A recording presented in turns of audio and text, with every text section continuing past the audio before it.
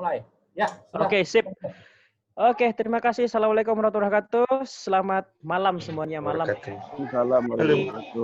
Di video Zoom kali ini, kita coba manfaatkan waktu kita semua. Ini kita Puska Muda. Setiap minggunya mau bikin video lah ya. Video podcast namanya, biar kekinian. Kita akan upload di YouTube.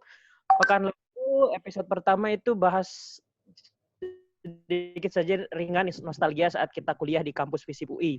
Sekarang episode kedua bahasanya sedikit tentang apa itu Puska Muda sama isu pemuda kekinian. Sebenarnya ini sangat beruntung kita punya perwakilan. Anggaplah ya, gue bisa ngaku perwakilan pemuda. Gue salah satunya. Kemudian ada di sini Mas Abud, Bang Iqbal di situ, walaupun namanya Gaya Sutrisno, nanti bisa kenalan. Khairuddin, sama kita bersyukur juga punya perwakilan dari Kemenpora, Bang Yosi. Nah, ada beberapa segmen, kita lihat waktunya berapa lama, kita harapkan sih nggak lama dengar oleh para penonton nanti ya kalau kita upload. Nah, yang pertama kita mungkin kenalan dulu ya. Siapa, kerja di mana, menjadi relawan atau kerja di bidang kepemudaan, isunya seperti apa. Contohnya dari saya dulu mungkin ya. 1 menit misalkan perkenalan. Saya Dery, jadi bekerja sekarang di salah satu lembaga internasional. Kemudian kalau di bidang kepemudaan, kebetulan salah satu bisa dibilang kader kali ya, atau tim dari Pusat Kajian Kepemudaan.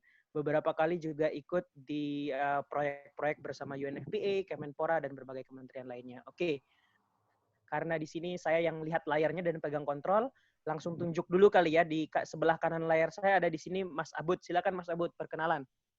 Halo, nama saya Rizal Abdi Lubis, biasa dipanggil Abud. Hari-hari kegiatan masih membantu di beberapa pemerintah. Tentunya tahun 2011-2012 itu percaya sama kampus untuk mendirikan pusat kajian kepemudaan yang hari ini jadi rumah kita bersama ini. Dan sekarang ini sejak 2016 itu bantu Bang Yosi untuk apa yang bisa dikerjakan lah di Kemenpora ya, untuk kebaikan bangsa dan kebaikan pemuda ke depan. Setelah itu ya. Asik. Sekarang itu dulu udah. Oke. Kalau gitu lanjut lagi ke sebelahnya, Bang Yosi, bisa kenalan. Halo. Oke. Selamat malam. Masih bahasan yang minggu kemarin kayaknya lucu kayaknya. Bisa bicara tentang pengalaman dia ajar sama Mas Abud kayaknya. Sekarang saya masih kerja bareng sama Mas Abud di beberapa proyek ya Mas ya. Di beberapa pekerjaan juga. Kemarin kita ngebahas RPJMN juga, minta bantuan Mas Abud juga dengan Puska Muda. Saya sekarang kebetulan bekerja di Kemenpora sudah dari 2010, alhamdulillah. Ya, itu mungkin untuk sementara, Bang Dery. Terima kasih Bang Yosi. Yang selanjutnya Bang Iqbal atau Gaya Sutrisno nih kenalannya. Silakan. Ini pakai laptop istri gue soalnya yang ada ini susah. Nama gue Muhammad Iqbal, gue dulu alumni S1 Sosiologi sama S2-nya di Kesos. Sekarang sih jadi buruh perkebunan. Buruh perkebunan, tapi dulu juga mungkin beberapa kali di isu-isu kepemudaan ya? Ya, dulu pernah bantu Mas Abud di acara kegiatan yang pesisir Jakarta, Mas Abud ya. Foto-foto itu. Foto-foto. Oke, sip. Sampai situ kenalannya, tapi kita mungkin selain nanti pendapat gitu ya, atau pengalaman masing-masing individu, mau bicarain tentang sejarah Puska Mudanya dulu nih ya. Puska Muda atau Pusat Kajian Kepemudaan, nanti kalau misalkan, ini saya sambil akses juga, bagi yang mau mengakses bisa buka puskamuda.or.id. Di situ nih sambil saya scroll juga ya, di websitenya itu bisa dilihat ada sejarahnya, dokumentasi, artikel-artikel. Jadi bagi yang mau nyumbang juga bisa kontak di situ di Puska Muda. Tapi ngomongin Puska Muda, sebelum ngomongin isu kepemudaan itu sendiri, mungkin dari Mas Abud ya, nanti bisa yang lain bisa nambahin.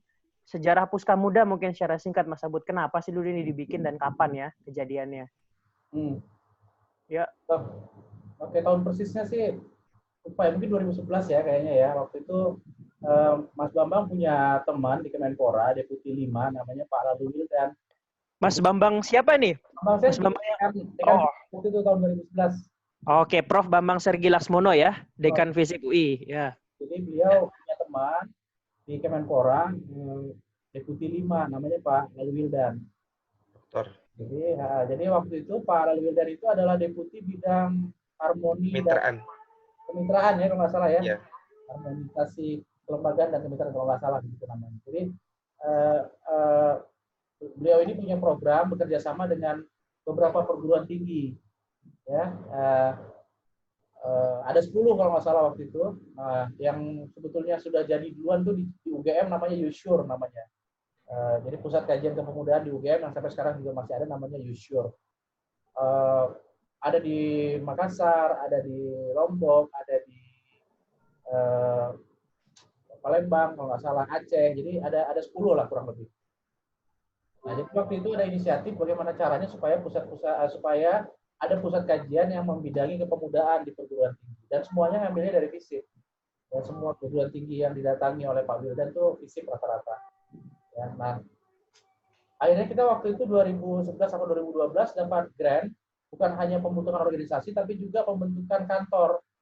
Ya, yang ada lokasinya itu di atas, kalau di FISIP itu sekarang lokasinya di atas ini, di atas perpustakaan. Ya, perpustakaan, bukan perpustakaan, ruang dosen FISIP lah ya. Yang waktu itu kebakar gedung C, dekat banget tuh, yang ada connecting antara gedung C dengan gedung D. Itu dulu kebakar atau dibakar ya? Ya itu no comment lah ya, bahaya itu. Oke. Lanjut. Iya, jadi sebetulnya panjang ceritanya ya. Jadi awalnya itu kita memang berada di FISIP. Makanya kalau kita lihat logo yang di sini nih, itu masih ada tulisannya, nggak tahu kelihatan atau enggak ya. Kita lihat ya. Nah, ini logo kita yang awal nih. Iya, oren. Tulisannya Puska Muda Fisip UI, logo kita yang awal nih. Ya. Nah, tapi kan kemudian dekan yang berikut nggak memberikan izin lagi kita beroperasi di FISIP.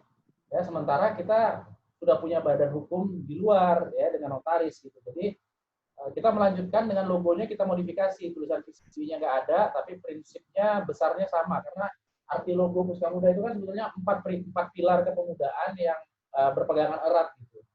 Jadi mirip dengan, kalau dari jauh mirip logonya Manchester United lah kurang lebih. Itu dulu kali dia sejarahnya. Ya, betul. Oke, itu sejarahnya secara singkat ya. Jadi kita bisa lihat itu berdirinya Puska Muda, pilarnya ada pilar akademisi sebenarnya ya, berdiri di UI, kemudian didukung oleh pemerintah juga, dan kita lihat ada banyak donor juga ya, banyak juga cari grant dan akhirnya bekerja sama beberapa organisasi. Mungkin ada komen tambahan dari Mas Iqbal atau Bang Yosi nih, apakah pernah juga terlibat atau bersentuhan sama kerja-kerja Puska Muda? Proyek apa misalkan? Bang Iqbal atau Bang Yosi? Saya dulu mungkin boleh ya, Bang Dedi? Ya, silakan. Kalau dulu saya memang saya dulu masuk UI itu 2014 kalau nggak salah. Dan itu agak sedikit kaget juga pas diajar sama Mas Abud cerita ada Puska Muda itu. Wah, kalau saya baru dengar saya cerita tentang, kalau ternyata memang agak sedikit ada sentuhan Palalu di sini ya Mas ya, kalau tidak salah ya, karena memang inisiatornya Mas Palalu Wildan itu ya, yang sekarang sudah nggak jadi deputi lagi, dan memang langkah-langkah Pak Lalu Wildan dengan adanya beberapa pusat kajian di beberapa universitas ini ya sangat bagus sebetulnya. Memang ini yang harus terus dijadikan think tank lah oleh Kemenpora sebetulnya. Dengan lahirnya beberapa pusat kajian kepemudaan di beberapa universitas juga. Kalau kita mungkin ini kayaknya lanjutan dari kerjasama S2 kayaknya Mas ya. Ada kan di beberapa universitas dulu tuh baru 5 universitas yang ada program S2 program S2 untuk kajian kepemudaan. Cuman karena kalau ini kan di FISIP ya, kalau yang di kajian itu di kampusnya di Salemba. Ya, di Pasca. Iya, di Pasca gitu kan. Ya memang kalau dengan Puska Muda kebetulan karena saya dulu mahasiswanya Mas Abud, jadi kebetulan juga banyak pekerjaan yang memang bersentuhan dengan Mas Abud, saya minta tolong dengan Mas Abud memang sebelum saya mengenal Puska Muda sebetulnya. Jadi setelah tahu dengan Puska Muda ini ya banyak saya minta bantuan lah, walaupun tidak dengan cara profesional, kita tidak dengan cara informal, ya alhamdulillah dibantu dengan adanya Puska Muda ini. Wah, itu ada Mas Akil tuh. Siap, itu mungkin Mas dari. Thank you Bang Yosi. Jadi ada kontribusi juga ya, nanti bisa cerita sedikit kira-kira Puska Muda dengan pemerintah sinerginya seperti apa. Sebelum lanjut ke Bang Iqbal ya, ada siapa nih? Bang Akil Wilda, kalau bisa dilihatkan videonya. Akil Wilda. Oh, ada Muhammad Iqbal juga baru datang. Oke, Bang Akil sama Bang Iqbal yang baru datang ya, Bang Muhammad Iqbal. Singkat mungkin, kalau bisa kurang dari 1 menit, perkenalan siapa, kerja di mana, kalau memang pernah menjadi relawan gitu ya, atau bekerja di isu kepemudaan, isunya isu apa? Silakan, Bang Akil dulu mungkin ya. Oke, Assalamualaikum, selamat malam semuanya. Waalaikumsalam ya. Waalaikumsalam. Saya juniornya Mas Abud nih. Di bawah Mas Abud sekarang di proyek nyiaran ya Menpora ya 2020-2024. Sekarang aktivitasnya di Rumah Kepemimpinan, kemudian juga lagi ambil S2 juga sosial. Terima kasih, Bang Iqbal.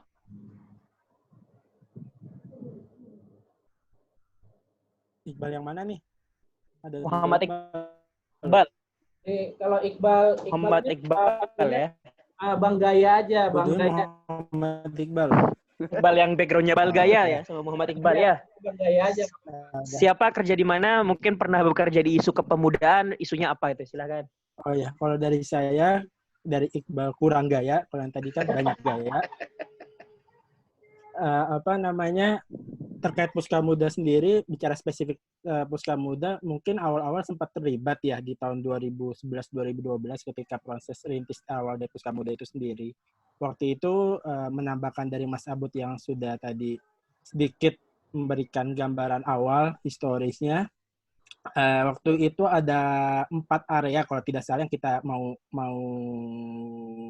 kembangkan di situ. Satu adalah area Community Development Outreach and Advocacy, lalu ada area dari penelitian itu sendiri, riset dan publikasi, lalu ada area dari pengabdian masyarakat, tapi ini lebih agak sedikit berbeda dan cenderung lebih fokus ke area pemudanya. Kalau yang outreach tadi kan dalam skala besar, jadi semua populasi ada.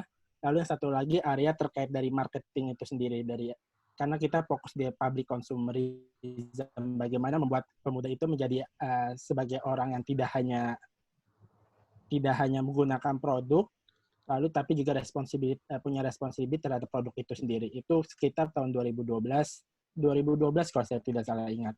Saya sendiri kebetulan waktu itu terlibat aktif di bagian riset dan publikasi ya. Dan di situ kita sempat membuat 2 riset kalau saya tidak salah ingat, dan saya tidak bisa mengakhiri riset itu karena kebetulan harus pergi ke tempat lain. Jadi waktu itu ada riset terkait, yang pertama itu adalah sejarah pemuda di Jakarta. Jadi kita kita menggali secara historis, baik itu dari segi ekonomi, politik, dan budaya untuk melihat perkembangan dari pemuda di Jakarta. Itu kita mulai start poinnya dari zaman tahun 1900 sebenarnya, dari zaman company. Bukan company sih, company udah nggak ada, zaman penjajah Belanda. Lalu setelah itu kita ada klasifikasi kategori lain, yaitu pada zaman Jepang, lalu zaman Orde Lama, lalu Orde Baru. Orde Baru kalau tidak salah diklasifikasi jadi 2 sebelum era 89, 88, lalu setelah era 88, 89. Karena karakteristik 2 generasi itu sedikit berbeda. Lalu pasca reformasi peran pemuda itu sendiri dalam pembangunan. Saya kebetulan cuma terlibat di awal, bisa menambahkan. Kita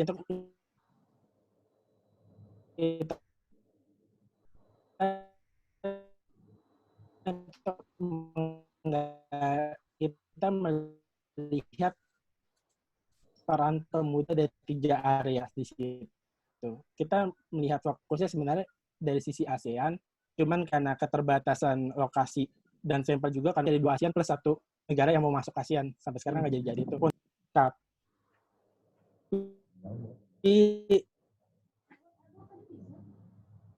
karena tahun 2000, nanti mungkin Mas Abu bisa menambahkan sampai akhir, ending itu seperti apa sih dari 2 riset itu, lalu keberlanjutannya dengan atau kesinambungannya dan harmonisasi dengan riset-riset lain atau advokasi lain. Ya kira-kira gitulah. Ya, tahu nanti ada yang dengar dan buka website saja, ada puskamuda.or.id.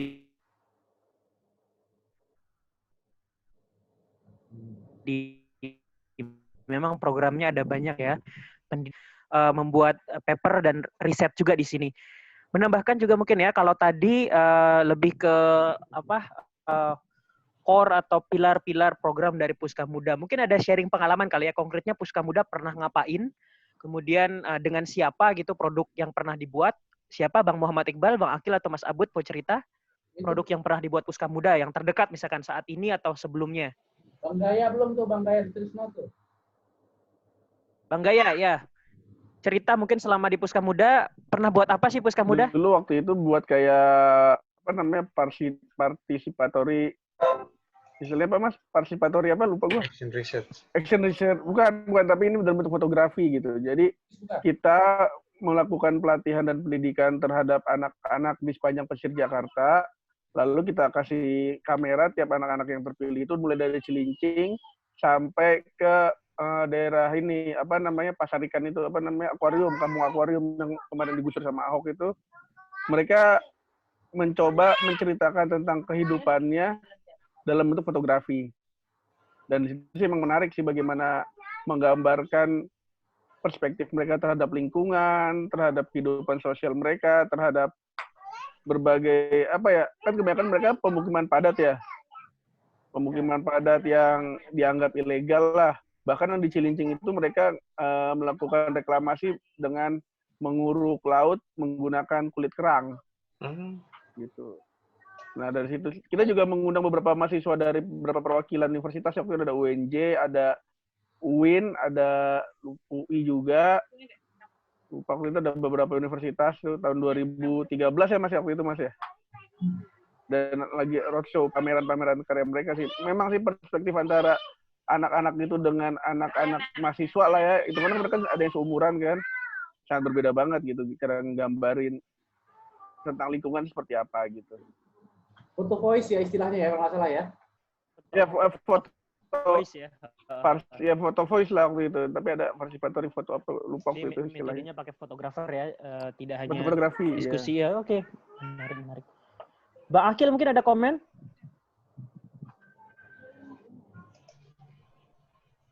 Atau kalau baru lanjut dulu aja Mas. Oke.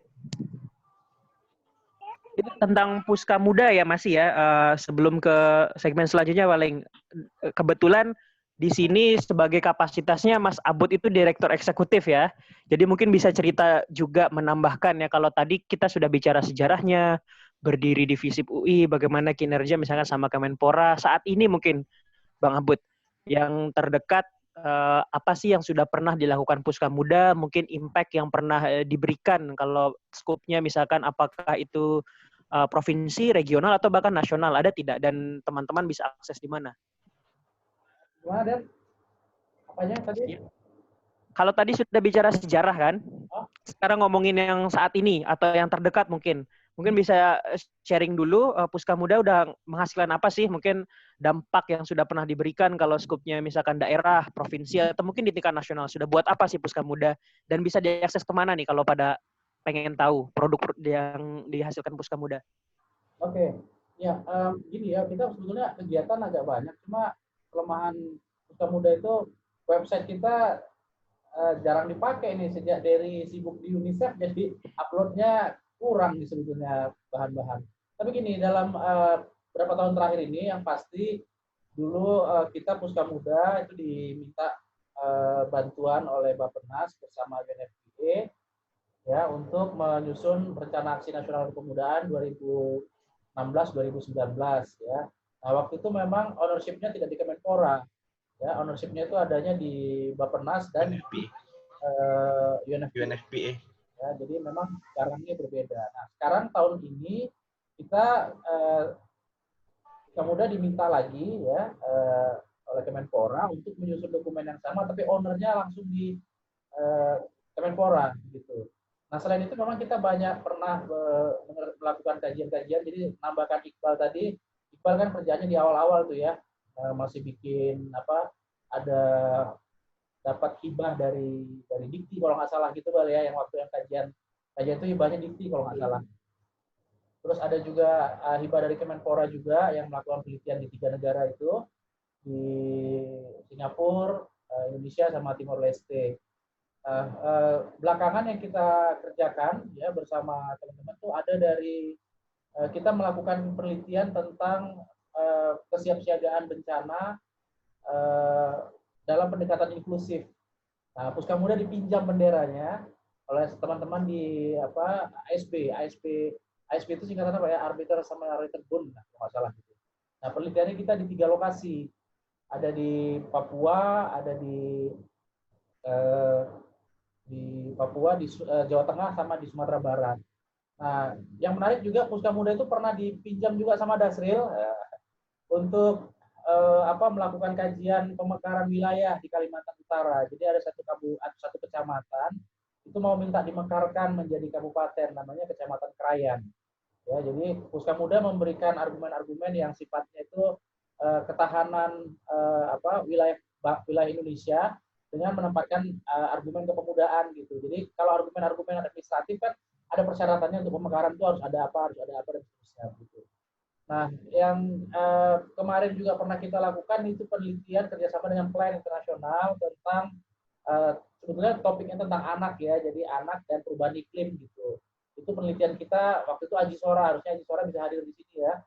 Aji Sora kita taruh di Timur Tengah Utara apa Timur Tengah Selatan, Keva Menanu itu. Jadi kita taruh di sana selama 2 atau 3 minggu gitu untuk melakukan penelitian tentang pendampingan dari program yang dijalankan oleh Plan Internasional.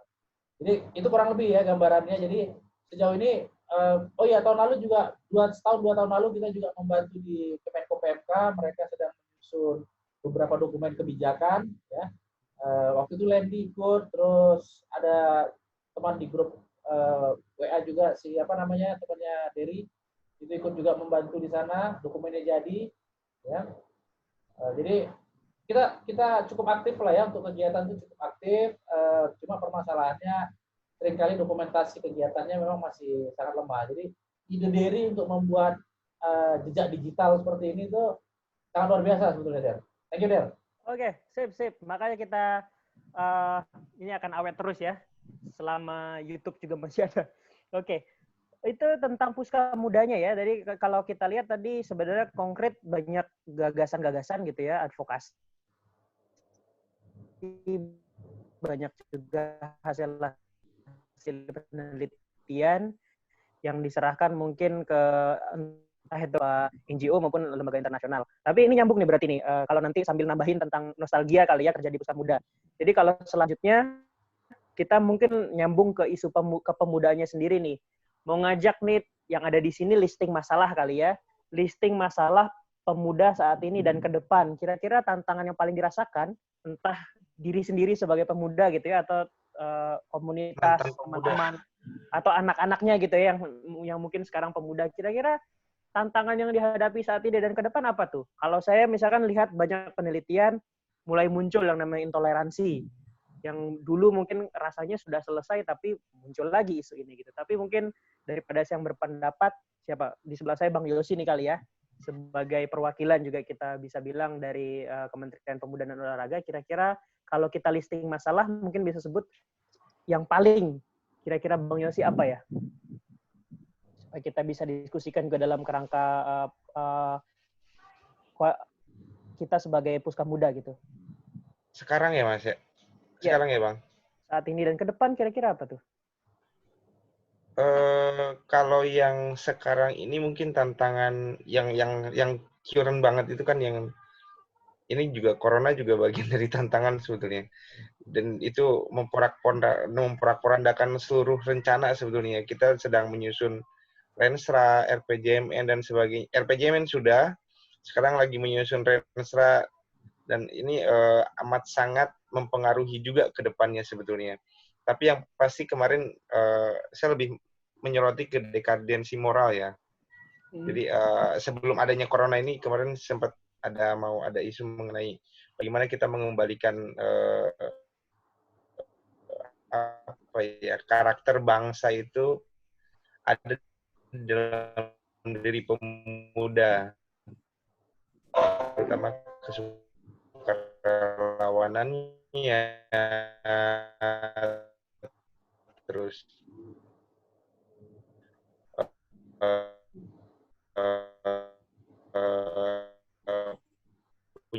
punya karakter yang baik gitu yang memang harus dikembalikan ke jati diri pemuda itu. Untuk yang isu terbaru ya mungkin banyak ya itu kita belum bisa penting. Jadi Kemenpora masih belum bisa, mohon maaf ini mungkin bagian itu sampai ke kita juga bisa menjadi forum diskusi selanjutnya. Bang Dery, mohon maaf. Saya sebetulnya ingin banyak menyoroti bagaimana kita bisa mengisi kekosongan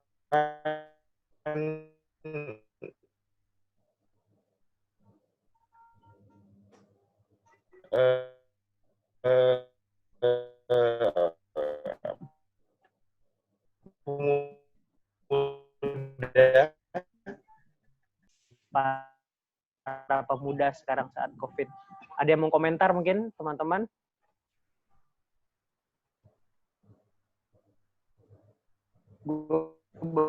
Boleh.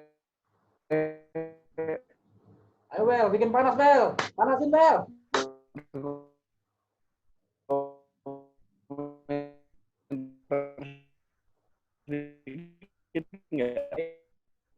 Iya, Bang.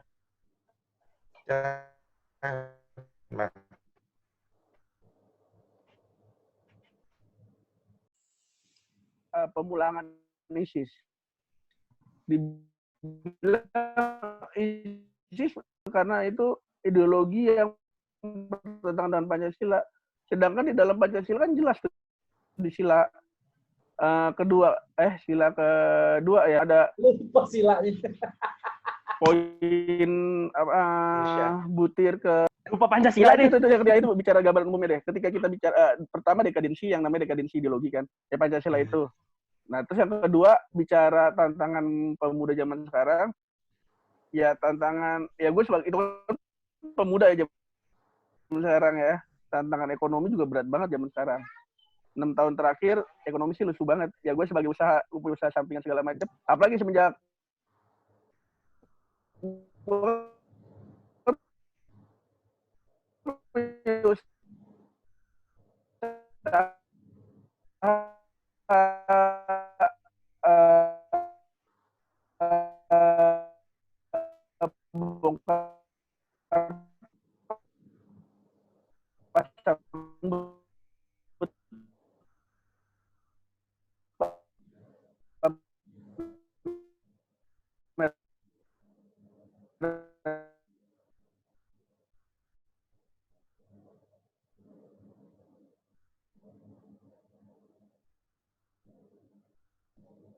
Halo?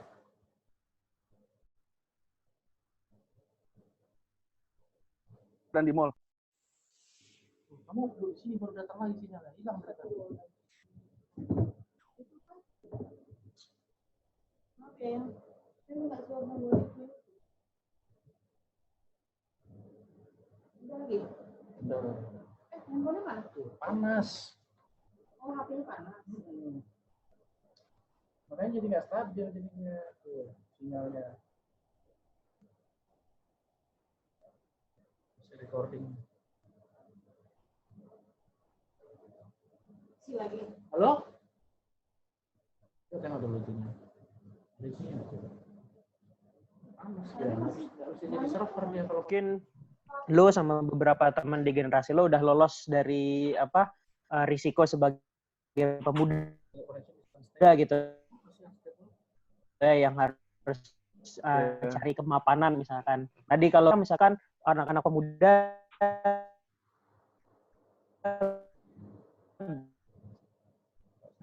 bisa work from home, learning from home. Tapi misalkan para mahasiswa mungkin, apalagi ada yang dosen di sini ya atau asdos, bisa nggak sih sebenarnya para pemuda atau mahasiswa disuruh belajar di rumah, dia belajar atau enggak kira-kira? Atau ya udah saatnya liburan tadi.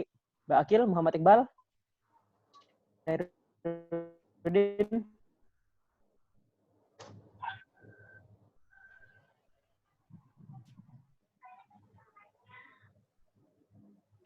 Ini bagian listing masalah ya?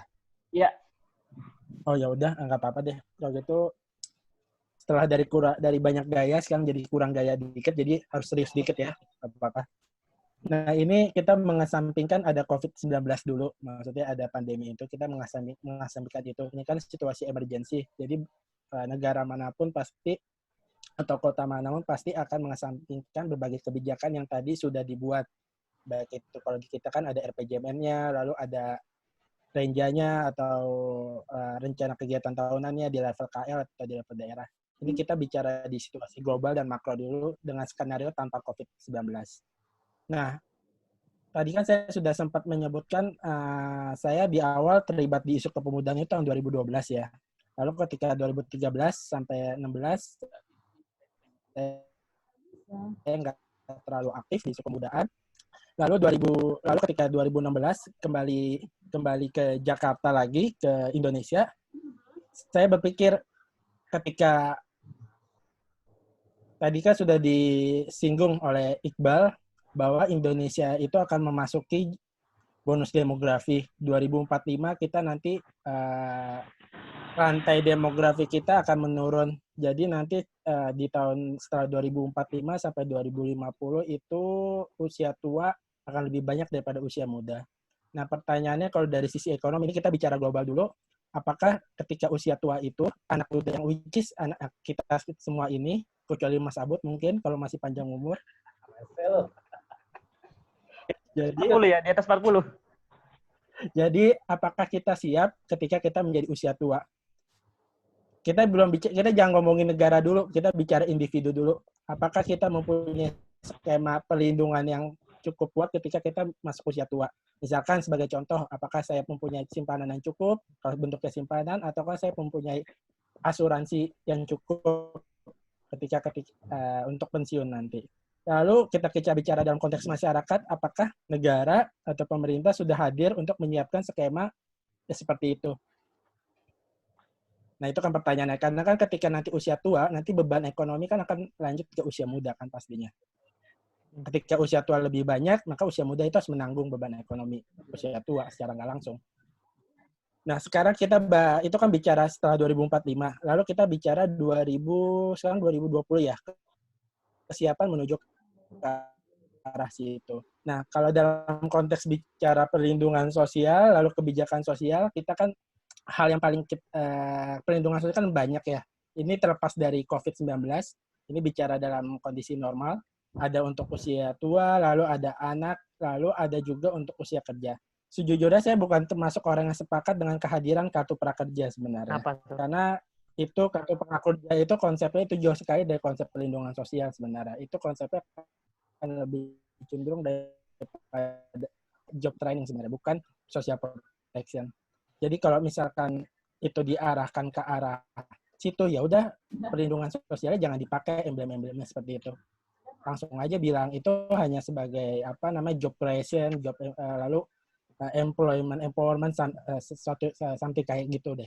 Kasarnya Karena kalau dipotong Bang Iqbal, Kalau kasarnya berarti kartu prakerja itu untuk menggaji pengangguran ya atau gimana?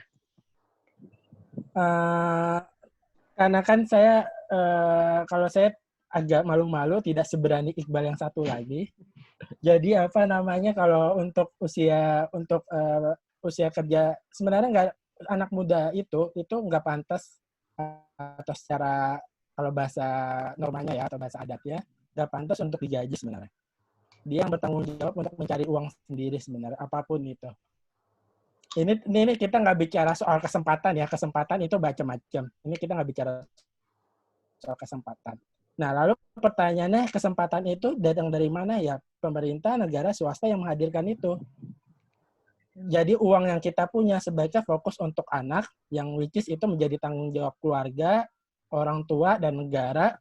Kita investasi di situ untuk pelindungannya, lalu sama usia tua. Lalu bisa tambahan disabilitas juga bisa di situ. Untuk usia kerja, kita lebih fokus ke di sisi supply side sama demand side-nya. Supply side-nya misalkan dalam bentuk pelatihan macam-macam, di Kemenpora pasti ada, di Kemenaker Balai Tenaga Kerja ada, lalu di yang lain juga ada dari institusi negara swasta. Lalu di demand side-nya kita bisa fungsi sebagai job link. Kita bagaimana kita permintaan di pasar tenaga kerja kita linkkan dengan kapasitas yang ada dengan sekarang. Nah, celakanya adalah ada kalau kita pernah dengar itu ada salah satu lembaga beasiswa mengatakan bahwa kalau udah kuliah di luar negeri, udah dapat beasiswa di pemerintah harus balik ke Indonesia. Oh, Der. Nah, apakah saya termasuk orang yang sepakat untuk itu. Karena ketika orang-orang yang lulus dari luar negeri sana, apalagi masih French yang kadang universitasnya kurang bagus, itu kan jadi persaingan akan keras di situ. Der, seru juga Der kalau ditanyain siapa yang setuju kartu. Bisa sepakat mereka tetap tinggal di sana. ya sebelum masuk namanya soal itu ya kita bisa mengambil contoh-contoh negara Asia Timur. Jadi kita mengirim anak muda itu keluar untuk bekerja di luar negeri untuk lalu di suatu saat nanti akan membuka pasar persaingan tenaga kerja, membuka pasar bagi orang-orang anak dari entah itu Jepang, Korea, Cina untuk bisa kerja di negara itu. Itu konsepnya seperti itu. Bukan konsep sebaliknya yang anak-anak muda itu suruh balik. Itu kalau menurut saya salah besar. Udah tadi Mas Abud mau ngomong apa tadi? Tanyain semua. Siapa yang setuju nggak setuju kartu prakerja? Setuju begini, nggak setuju begini, gitu. Satu lagi, Mbak. Kalau gue di luar negeri kan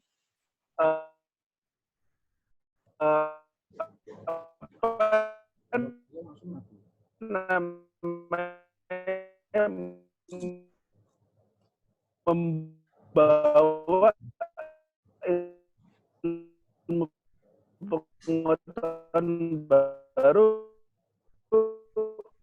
ke dalam negeri, kasar seperti itulah. Ya emang walaupun di situlah persaingannya gitu. Jadi kalau kita akhirnya yang di luar negeri tetap di luar negeri, masa kapan kita mau maju gitu? Kita jadi bangsa terbelakang terus. Ditambah kan sebenarnya komitmennya adalah mereka, apalagi kalau konteksnya gimana dalam bagaimana dia menghubungkan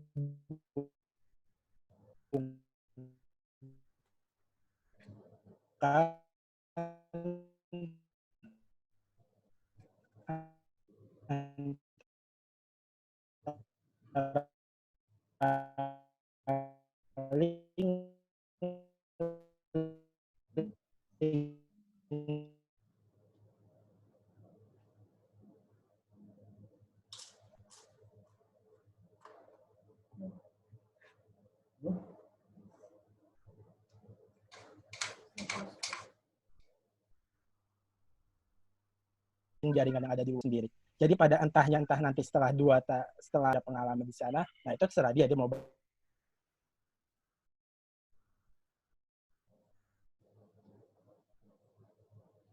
itu dia kuliah itu. Ada pendapat lain mungkin?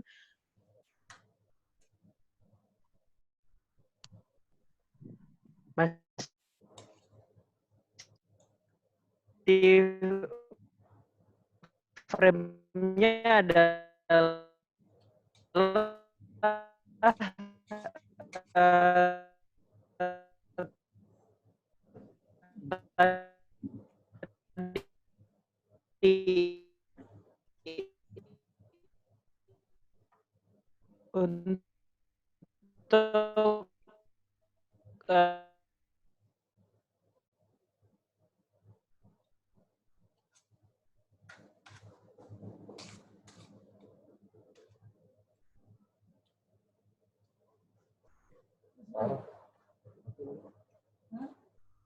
kalau tadi Mas Iqbal tentang kartu prakerja dan pemuda itu sebenarnya agak lucu sih kalau dilihat belakangan ini. Kayak kenapa yang sekarang apa namanya rezim sekarang menyediakan kartu prakerja karena kerjaannya dikasih ke yang orang asing gitu. Makanya orang dalam rakyatnya sendiri kasih kartu prakerja. Bayangin kalau yang kita lihat sebagai TK asing yang kayak di Morewali segala macam, mulai dari pekerjaan level rendahan kasarnya ya, sampai level atasnya itu semuanya itu tenaga kerja asing semua, bayangin. Itu untuk istilahnya yang kayak dari tukang sapunya ya. Ini ada pengalaman temen gue ketemu di sana, dia nyuplai batu bara di sana kasarnya. Ternyata di site-nya itu mulai dari tukang sapu sampai presidirnya warga negara asing semua gitu. Berapa ribu orang di situ di Sulawesi kan. Itu untuk proteksi yang istilahnya yang udah jelas rentan ya, istilahnya yang kayak pekerja ya bukan untuk merendahkan, ini pekerja yang level rendah aja negara tidak bisa memproteksinya, apalagi bicara pemuda. Belum lagi misalnya kita pemuda di desa yang jangkauan terhadap akses pendidikannya agak sulit. Nah, mereka gimana gitu kan? Ya itu jadi pertanyaan besar sih kalau bagi gue sih ya. Posisi kartu prakerja ini buat apa sebenarnya? Buat pemuda kah? Buat istilahnya apa namanya? Apakah buat tenaga kerja kan nggak hanya pemuda doang, tapi ada yang udah berkeluarga, tingkat yang harus kehilangan pekerjaannya gitu. Apalagi di saat ekonomi udah sulit, kehantam sama pandemi ini kan. Dari Bang Yosi ada tanggapan? Mungkin selama ini pelaksananya gimana kartu prakerja?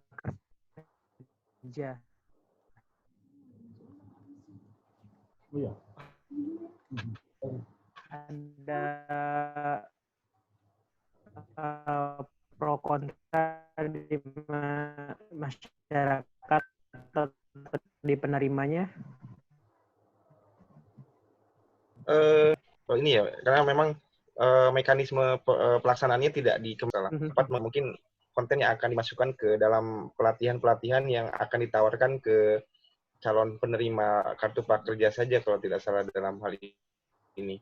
Jadi kalau saya sendiri memang tidak dalam kapasitas bisa mengkomen mengenai kartu prakerja karena saya di lingkungan ini. Yeah. Jadi kalau saya ikut mengkomen setuju atau tidak setuju ya, karena saya di lingkungan pemerintahan ya setuju saja ya, daripada nanti saya di gimana gitu kan. Yang pasti saya tertarik dengan isu yang diambil oleh Mas Iqbal yang kebanyakan gaya tuh, banyak gaya gini. Mengenai ya kita belum punya skema untuk mendesain pemuda itu bisa menghadapi bonus demografi. Kita sudah, mohon maaf, kami sudah berhasil menyelesaikan dokumen Grand Design Kepemudaan yang memang untuk menjawab itu. Nanti kita coba share mengenai Grand Design Kepemudaan ini. Tapi tetap frame-nya frame di IPP, Mas Abud. Ya. Jadi bagaimana kita bisa kita kebetulan mohon maaf Kemenpora sudah diberikan mandat oleh Bappenas. Sekalian saya menyampaikan juga bahwa kita bagaimana kita diberikan tanggung jawab untuk bisa mengambil peran bagaimana ya ini bukan Kemenpora menjadi sebagian bagaimana kita membangun pemuda itu bisa terukur dengan indeks.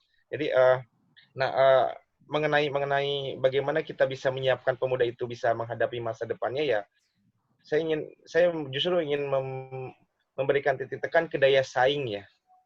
Bagaimana tadi Mas Iqbal yang bisa berkuliah ke luar negeri juga bagian dari membangun frame pemuda untuk bisa memiliki daya saing.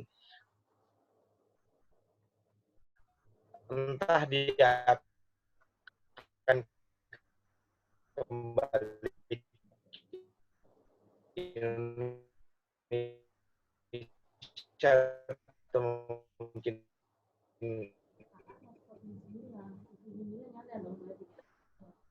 stay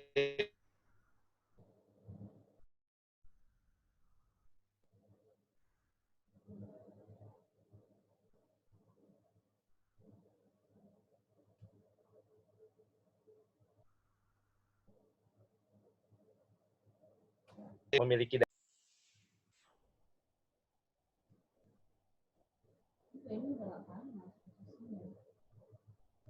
hasil risetnya kan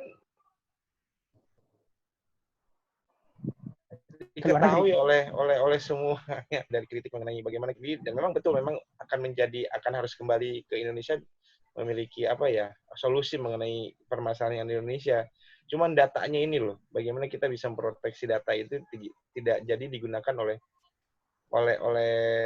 kalau donornya Indonesia oke lah, tapi di universitas juga kan di promotornya, di profesional, jadi mereka juga mengetahui bagaimana kelemahan dan kelebihan di Indonesia itu sendiri.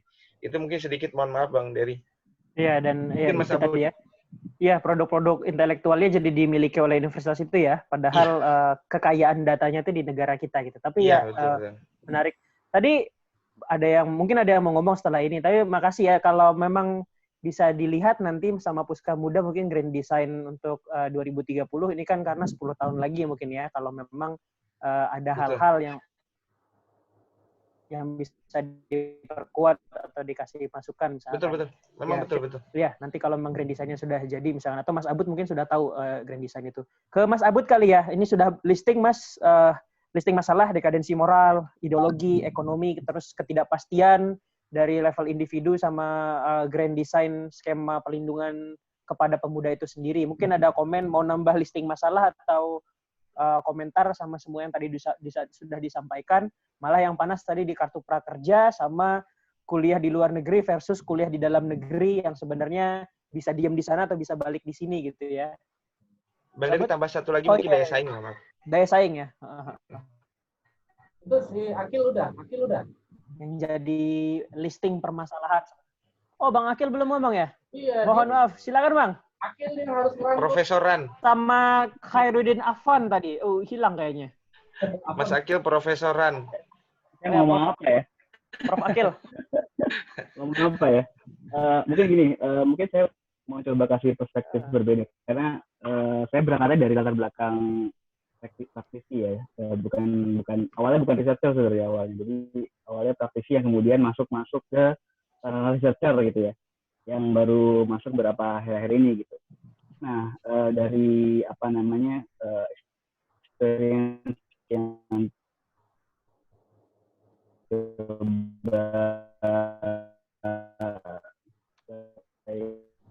amati gitu ya di luar dan juga di tempat kita coba melihat sebenarnya dari yang disampaikan sebenarnya dari saya melihat ada dua archetype yang kemudian itu muncul nih. Yang pertama adalah dari segi sosial ekonomi yang tadi sudah disampaikan oleh bagaimana nih kembali punya background yang tinggi ya. Di situ arah gitu. Jadi lebih ke arah permasalahan terkait tentang insecurity ketika nanti dia sudah jaminan-jaminan itu sebenarnya menjadi tanda tanya gitu ya. Apakah sistem yang ada saat ini itu sudah kemudian secara precise menjamin mereka itu bisa kemudian istilahnya ya memanfaatkan potensi mereka untuk bisa bersaing. Kalau tadi yang kata Mas Yosi sampaikan ya, punya daya saing gitu. Nah, persoalannya dengan ya ada kartu prakerja yang saat ini saya pun juga menjadi orang yang tidak sepakat juga ya dengan adanya kartu prakerja karena memang terkesan apa ya seperti tidak tepat sasaran dan tidak menyentuh problem inti sebenarnya dari persoalan apa ya. Kalau misalkan dari beberapa artikel di media kan ya kartu prakerja itu kan sebenarnya untuk menyasar ini ya tingkat pengangguran seperti itu. Jadi memang kalau misalkan dari pihak apa namanya muaranya atau dari pihak perusahaan yang tidak kemudian menyesuaikan, ya udah orang-orang ini antara tidak bekerja gitu. Orang-orang yang dikasih apa namanya kartu prakerja, kemudian beri pelatihan gratis begitu ya, yang kalau katanya pemerintah sudah bekerja sama beberapa startup begitu ya untuk menyediakan pelatihan itu, tapi ketika perusahaan atau korporasi ataupun private sector yang kemudian nantinya akan menjadi muara-muara tempat si siapa namanya pemuda-pemuda ini kemudian bekerja tidak menyesuaikan atau tidak membuka diri akan sama aja bohong gitu. Karena ya hari ini seperti itu saya melihat dari yang ada sekarang sudah mulai terjadi nih yang mendapatkan KPK itu sudah mulai mendapatkan stigma gitu. Yang mendapatkan KPK adalah mereka-mereka yang seperti itu saya tidak bersaing gitu. Dan mampukah, karena pertanyaan ini menarik nih untuk kemudian dibahas selanjutnya, mampukah perusahaan-perusahaan itu kemudian juga mau untuk membuka diri gitu, terlepas dari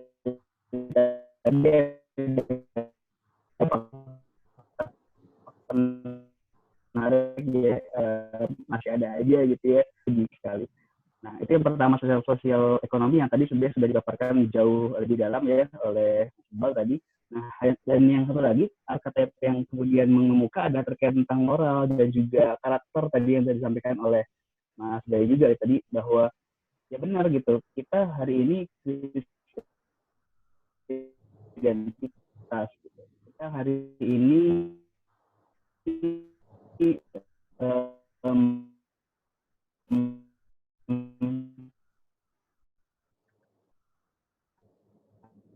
apa namanya ideologinya pun juga dipertanyakan. Hanya saja yang menarik itu apa gitu, ideologi yang seperti apa, pelaksanaannya seperti apa, dan caranya bagaimana gitu. Karena memang kalau bicara tentang ideologi ini sebenarnya persoalannya bukan ke pemuda-pemuda yang saya lihat ya secara praktikal gitu ya, bukan pada pemuda-pemuda yang ada di level high, menengah ke ini ya, mid ke high begitu. Kalau mid high sebenarnya mid ke low gitu, mid ke bawah gitu. Kalau yang mid ke bawah itu dia lebih ke arah tadi sosial ekonomi, itu jaminan untuk kerja, jaminan untuk bisa survive di hari tua dengan mendapatkan penghidupan yang lain dan seterusnya. Nah, mereka yang di mid ke high itu biasanya masalah ini nih, masalah karakter, masalah ke moral, masalah ke identity gitu.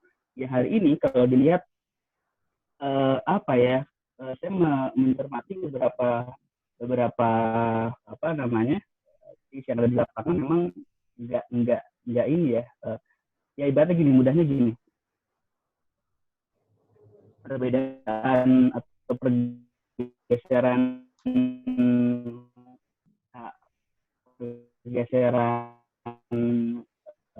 tipe dan seterusnya makin kesini makin berubah dan apa namanya seiring dengan perubahan itu ternyata beberapa penelitian, kalau saya pernah baca bukunya Rana Kasali gitu ya, mereka ini ada satu titik kelemahan, apa itu mereka menjadi strawberry generation gitu, generasi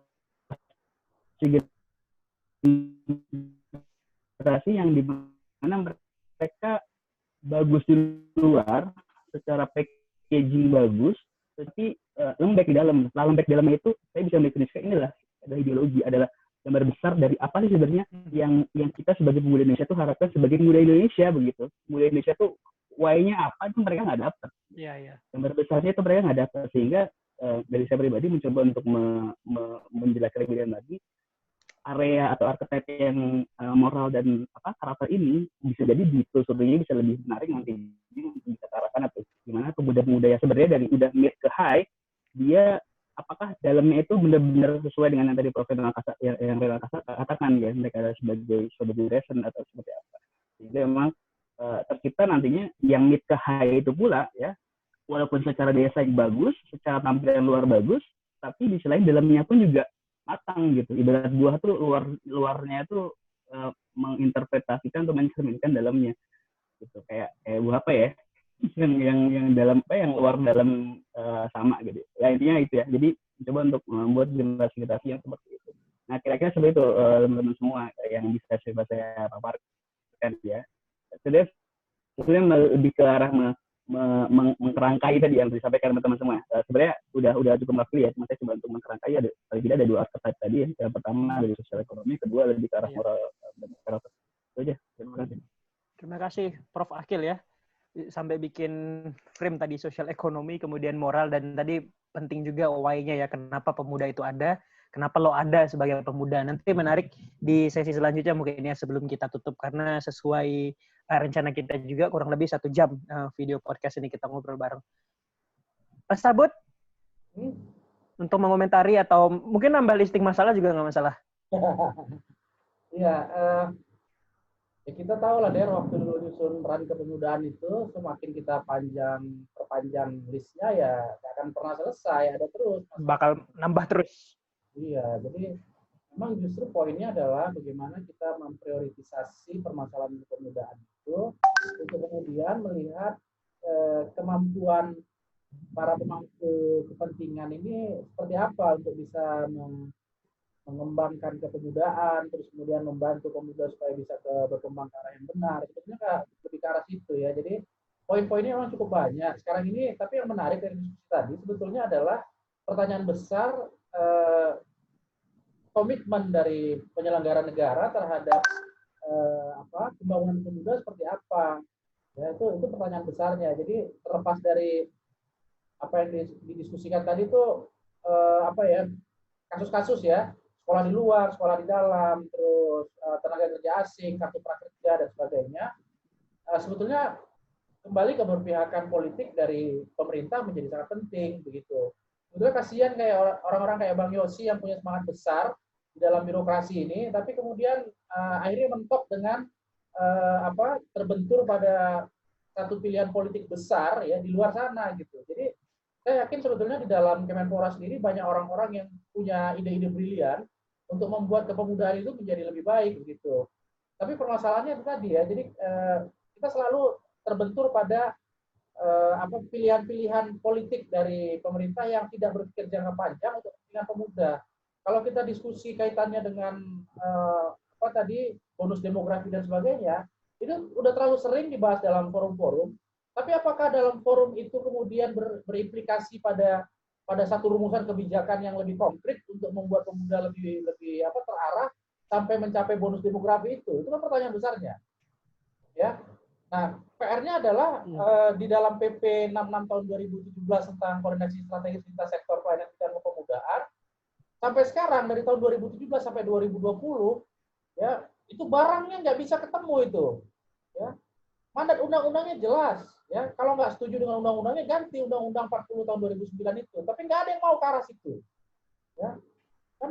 Memang biang masalahnya nih, belak-belakan aja nih. Biang masalahnya adalah undang-undang itu. Ya. Tapi memang undang-undang itu masih berlaku, itu masalah lainnya. Ya. Kenapa biang masalah? Karena di pasal awal dia sebut pembangunan pemuda. Begitu pembangunan pemuda, IPP relevan. Ya, IPP itu adalah indikator-indikator hasil dari perubahan pemuda di masa yang datang menjadi cita-cita kita. Tapi kemudian di pasal-pasal berikutnya sampai pasal 30, istilah pembangunan pemuda hilang, tergantikan sepenuhnya dengan pelayanan kepemudaan. Seolah-olah ya kita berbicara bahwa pemuda ini harus diberikan, dilayani. Pemuda itu kayak customer. Ya, sementara negara itu menjadi customer services-nya. Sehingga pemuda itu bukannya punya semangat pemuda, malah pemuda itu mengharapkan dilayani terus di Republik ini. Tapi itu cerita lain ya, itu cerita bahwa memang spirit dari negara akhirnya nggak jelas. Kalian mau bangun pemudanya atau mau layani pemudanya? Ya, contoh di Korea misalnya tempat Iqbal sekolah, di sana jelas pemuda itu diproteksi. Ya, jadi kata kuncinya adalah proteksi dan pelayanan, gitu ya Bal ya? Iya nggak Bal? Perlindungan pemuda. Jadi pemuda itu diproteksi. Diproteksi dari apa? Dari pertama jelas dari pornografi, kedua dari psikotropika ya, dari narkotika. Ya. Nah, caranya bagaimana? Wajib militer. Udah jelas pilihannya. Gitu. Nah, di Republik kita memang nggak sesederhana itu. Nah, kembali ke topik kita hari ini, sebetulnya Puska Muda secara kelembagaan. Ini Afan belum ngomong nih. Baru keluar masuk tadi. Iya, baru masuk. Gak apa-apa, nanti komen lagi kalau lanjut Mas. Pasti sama gue pakai Telkomsel nih. Telkomsel lagi blow on banget nih. Sensor ya, nanti ya. Tolong ya. Telkomsel lagi blow on banget ini, putus-putus nyambung dari tadi ini. Ini nggak tahu hasil rekamannya hancur lebur ini hasil rekamannya. Satelitnya Jelas. Gagal. Satelitnya gagal terbang, gagal itu. Gagal masuk orbit, Mas. Iya, makanya dari tadi Satelitnya senasib Ke sama Cina. Satelitnya kena virus corona. satelitnya senasib sama perekonomian, gagal meroket. Iya. Si Iqbal ini makanya dia pakai nama alias karena dia mau kritis ya. Makanya dia pakai nama istrinya. Jadi biar kena di istrinya sama mertuanya. Oke, itu dulu Der. Gue bisa ngomong kepanjangan kalau ini. Sama gue sebetulnya frekuensi gue sama Iqbal agak-agak mirip nih. Iqbal yang gaya, banyak gaya. Ada apa tuh? Apa sekarang? Apaan?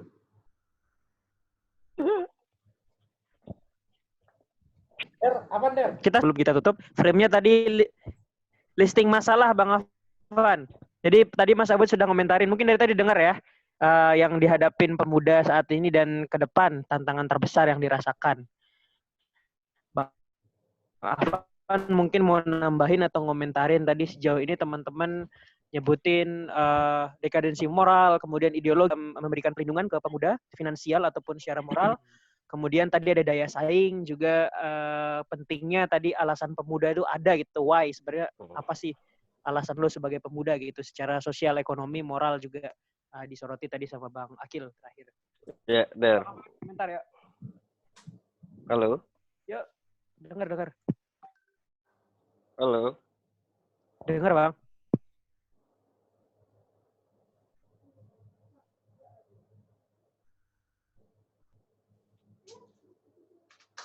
Masuk, Van.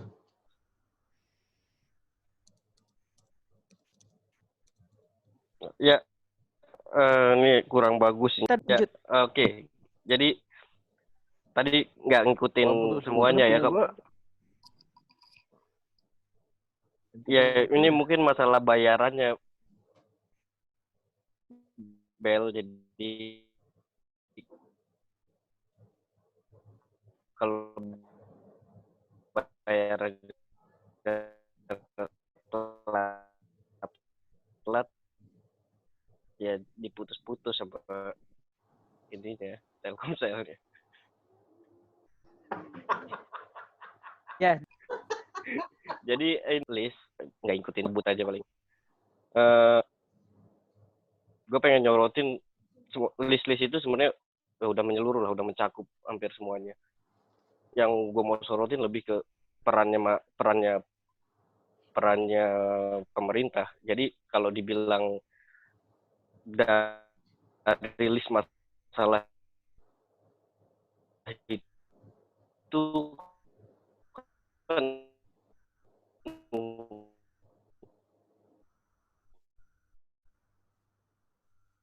memang nggak semuanya pemerintah punya tanggung jawab. Sebenarnya juga semua elemen masyarakat punya tanggung jawab di sana. Cuman begitu. Jadi setiap jabatan, setiap tupoksi punya fungsinya masing-masing. Jadi dimainkan di setiap fungsinya. Jadi kayak pemerintah kan seperti yang tadi Mas Abud sampaikan, kalau pemuda itu seolah-olah jadi konsumen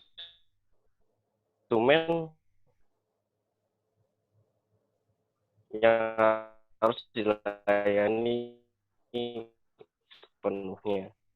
Pemerintah punya kewajiban membentuk pemuda. Karakteristik pemuda seperti apa yang harus yang dibutuhkan sama negara ke depan. Jadi ada buku bagus, judulnya Pemuda Hari Ini di Masa Depan, karyanya Pitut Soeharto. Itu gua rasa pemerintah juga harus memikirkan bagaimana kebutuhan-kebutuhan negara dan masyarakat Indonesia di masa depan itu seperti apa. Kemudian dia bisa menurunkan klasifikasinya atau standar-standarnya atau bentuk-bentuknya seperti apa dalam dalam menciptakan kondisi itu. Jadi kalau misalnya pemerintah cuma mengasih fasilitas-fasilitas, ya tandanya ini sih ini aja, gua nggak judgement, tapi kemungkinan ya yang tercipta nanti pemuda yang mentalnya ya hanya menerima gitu loh. Kalau kata Iqbal tadi masalah persaingan, ya dia nggak fighter lah gitu.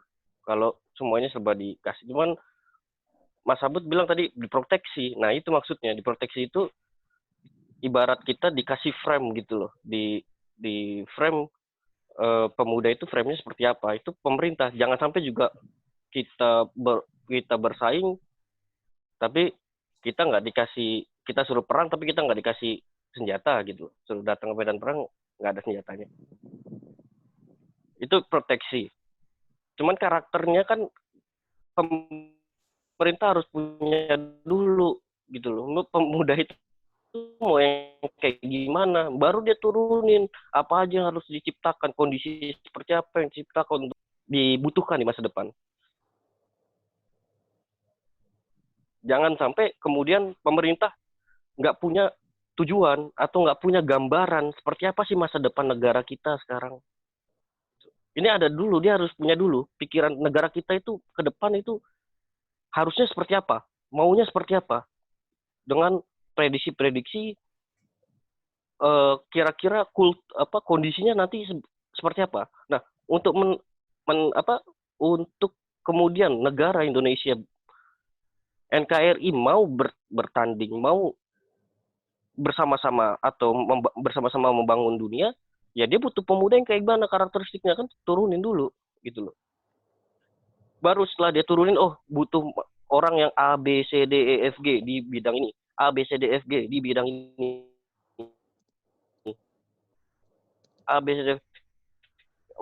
Baru tuh ciptakan kondisinya dengan frame, proteksi gitu kan. Bertarung. Kalau bahasanya gembel, bersaing gitu. Kalau gue biasa di jalanan, jadi kita bahasanya bahasa bertarung. Selama pemerintah tidak punya prediksi atau tidak punya gambaran tentang bagaimana ke depan, maka apapun yang dibuat hari ini jadi mubazir. Itu dulu sih, kalau gue lebih ke sana. Karena masalah moralitas itu kan juga, dari episode pertama gue bicara soal nilai, gue fokus di nilai. Karena masalah skill, kemampuan, terus masalah keuangan, bersaing itu bisa bisa berjalan bagaimana nanti. Tapi bagaimana kemudian juga pemerintah juga menanamkan nilai-nilainya gitu loh.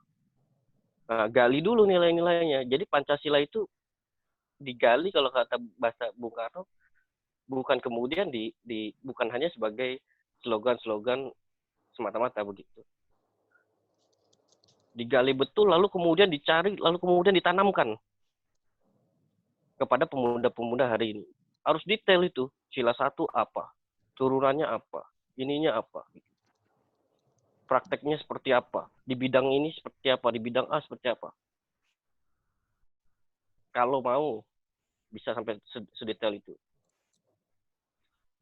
Jadi semacam buku saku untuk anak muda. Cuman ya kita nggak ngerti apakah kemudian anak muda sekarang masih bisa pakai buku saku. Cuman yang paling penting setelah itu adalah bagaimana orang-orang tua di yang sekarang sedang memegang bangku kekuasaan juga memberikan contoh. Just not to talk gitu loh. Jadi jangan cuma ngomong anti korupsi, cuman jujur aja, kalau kita, harapan saya dari awal 2012 itu juga berharap bahwasanya pemuda adalah harapan ke depan.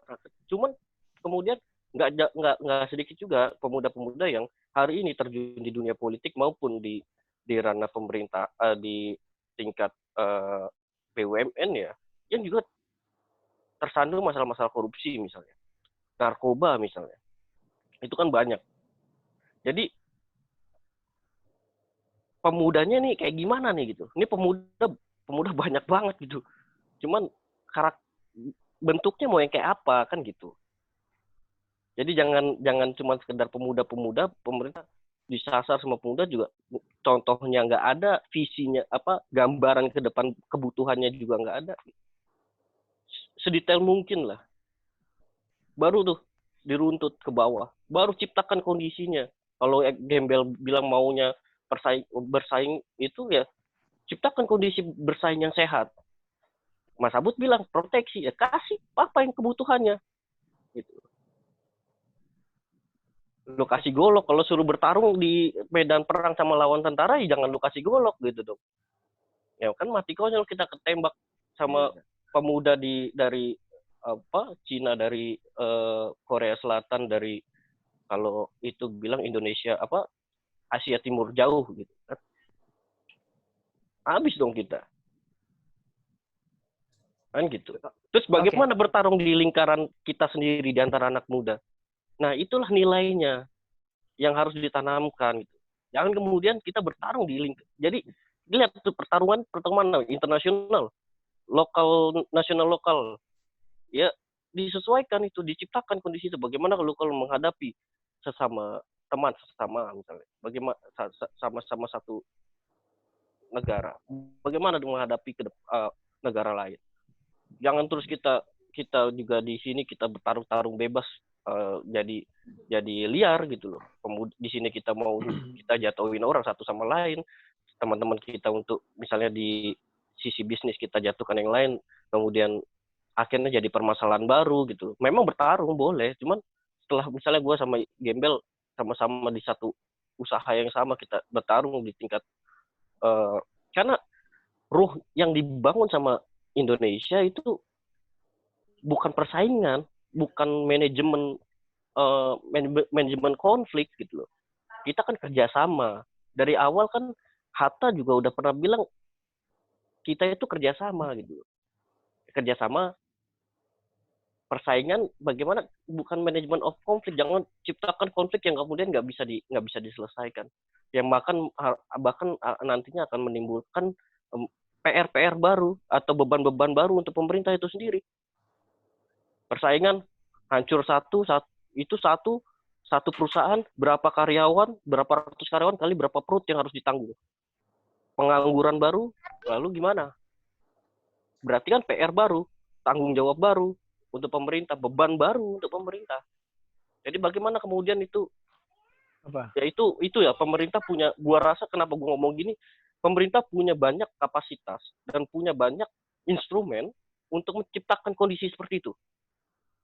Jadi jangan tanya, kalau misalnya kita dikasih semua instrumennya, kita lakukan gitu. Bisa. Permasalahannya kan yang pegang instrumen itu kan pemerintah dari semua sisi gitu. Dari semua sektor, dari semua lini gitu. Kayak gitu dulu. Oke, Bang Afan. Terima kasih.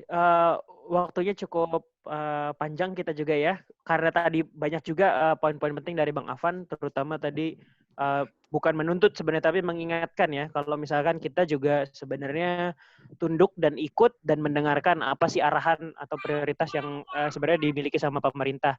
Gue kalau gitu mau probing sekaligus untuk closing sesi ini kali ya, ke Bang Yosi dan Bang Akil nih. Kebetulan kan katanya sedang nyusun rencana aksi nasional ya, kepemudaan. Jadi mungkin dari listing masalah tadi, kita mungkin sekalian tutup, kita lihat secercah peluang ya. Ada sebenarnya rencana aksi nasional yang nanti tujuannya untuk membangun atau melayani atau melindungi kepemudaan. Kira-kira arahnya kemana? Silakan Bang Akil atau Bang Yosi duluan untuk kita tutup sesi ini. Yang punya datanya Bang Akil mungkin. Iya. Bang Akil.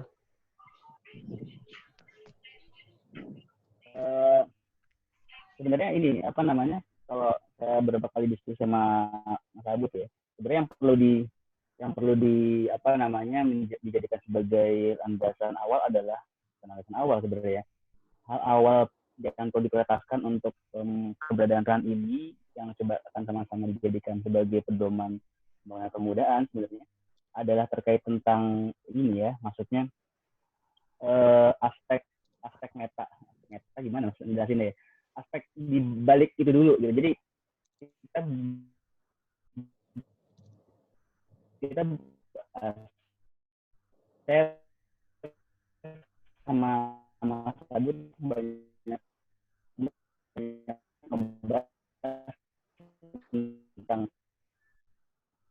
peran ini harus dipakai, jangan hanya sekedar yang benar-benar dipakai. Oleh karenanya dalam beberapa kali kesempatan rapat dengan Kemenpora, itu Mas juga bisa ada ya bahwa Mas juga ini juga nih nyampain juga dengan menggebu-gebunya ya bahwa jangan sampai nih aturan yang kita buat ini ya percuma aja gitu. Oleh karenanya memang keterlibatan dan partisipasi dari banyak elemen, banyak stakeholder dalam hal ini pun juga perlu digerakkan. Hanya saja memang yang juga jadi titik tekan adalah partisipasi boleh ditingkatkan, tapi jangan lupa harus punya ran ini harus benar-benar bahasanya terkait atau punya jangkar yang kuat juga dalam implementasinya. Jangan sampai ran ini ya tadi gitu. Jadi karena beberapa evaluasi pembuatan kemarin dan juga pelaksanaan implementasinya di lapangan, jadi karena tidak bisa nyambung ke beberapa KL gitu ya, sehingga tidak bisa dikontrol, tidak bisa dievaluasi pada akhirnya. Nah, makanya pada titik ini, pada tahapan ini ya kita lagi bergerak 3 bulan ya Mas Yos ya, sudah 1 bulan setengah ya, kira-kira seperti itu. Kita memastikan dulu nih mana saja kiranya kementerian lembaga yang itu punya kaitan atau punya irisan sama ran ini untuk kita sama-sama bergerak, karena kan ini ya kalau di Kementerian itu kan tadi yang sudah disampaikan teman-teman gitu. Ini persoalan bersama yang harus kita sama-sama bergerak gitu. Memang bebannya pemerintah gitu, tapi bisa mungkin pemerintah pun juga membuka diri juga untuk bagaimana kita dari civil society dan juga banyak dari yang lain pun juga sebenarnya ada keinginan juga untuk sama-sama membantu. Nah, poinnya adalah gimana caranya agar pada awalan ini ya ran ini benar-benar secara kerangka tuh udah pas dulu nih, alur logikanya juga pas begitu ya, sesuai gitu, sehingga ketika ran ini jadi gitu kan, itu bisa kemudian dimonitoring, bisa benar-benar bermanfaat untuk Kemenpora sendiri dan juga untuk kementerian lembaga yang lain juga untuk bisa diimplementasi dan pada akhirnya dievaluasi pencapaiannya gitu. Ya, dan juga dengan adanya banyak alat ukur gitu ya kita sama-sama ketahui ada IPP, ada mandat dari undang-undang dan seterusnya, dan juga dari PJMN. Nah itu jujur kemarin juga agak itu juga tuh. Saya sama Mas Abud juga bingung juga ini nyambunginnya gimana nih ya, dokumen-dokumen yang ada. Tapi pada satu titik kesimpulan bahwa IPP sebagai indikator hasil itu yang kita tuju begitu. Nah hanya saja emang setelah itu harus benar-benar diikuti sama mandatnya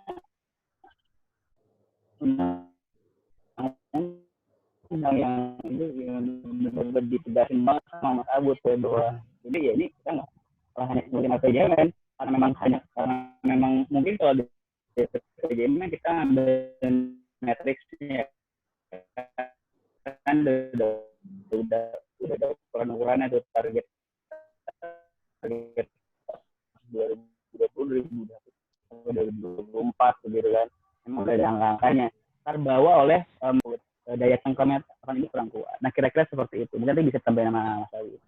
Mas Awi dulu mungkin bisa menambahkan dari Kemenpora. Oke, makasih Bang Akil. Dan nanti perkembangannya walaupun di situasi COVID ya, mudah-mudahan bisa lancar dan kita terupdate juga ya apa masukan-masukan dalam dokumen itu yang bisa kita berikan. Sebagai penutup kali Bang Yosi, komentar? Tadi banyak ya, saya banyak hal menarik sebetulnya. Cuman yang pasti ran ini sangat ditunggu juga oleh daerah Bang Akil.